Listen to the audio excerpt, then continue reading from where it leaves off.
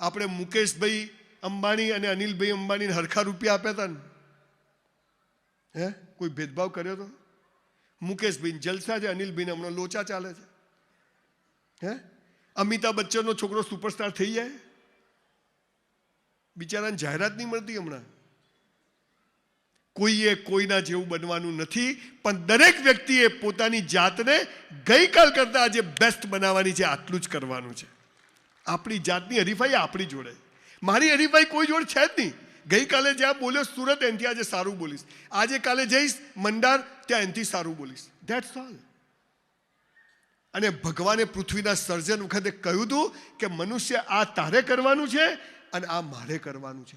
તો શું ભગવાને કરવાનું હતું અને શું આપણે કરવાનું હતું એ આપણે ભૂલી ગયા. અને એટલે ભગવાને જે કરવાનું હતું એ બધું આપણે ચાલુ કર્યું, અને જે આપણે કરવાનું હતું એ ભગવાન પર છોડી દીધું.